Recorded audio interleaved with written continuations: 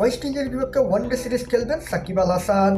অনেকদিন ধরেই জাতীয় দলের বাইরে বিশ্বসেরা এই অলরাউন্ডার কানপুরে সর্বশেষ বাংলাদেশের জার্সিতে খেলছেন সাকিব আল হাসান। দেশের মাটিতে টেস্ট খেলতে চেয়েও তাও খেলতে পারেননি একসময়ের এই বিশ্বসেরা অলরাউন্ডার। ছিলেন না আফগানিস্তানের বিপক্ষে ওয়ানডে সিরিজও। তারপরই প্রশ্ন উঠেছিল ওয়েস্ট ইন্ডিজ সিরিজে জাতীয় দলের সাবেক এই অধিনায়ককে দেখা যাবে কিনা। তবে ক্যারিবিয়ানদের বিপক্ষে খেলবেন বলে জানিয়েছেন সাকিব নিজেই। বর্তমানে আবুধাবি টি-10 লিগ খেলতে সংযুক্ত আরব আমিরাতে অবস্থান করছেন সাকিব আল হাসান। সেখানে বাংলা টাইগার্সকে নেতৃত্ব দিবেন বিশ্বসেরা এই অলরাউন্ডার। টুর্নামেন্ট শুরুর আগের দিন হাজির হয়েছিলেন 10 দলের অধিনায়ক। সেখানে সাকিবকে প্রশ্ন করা হয় জাতীয় দলের ফেরা নিয়ে। সাংবাদিকের সেই প্রশ্নের জবাব সাকিব দিয়েছেন এক লাইনে।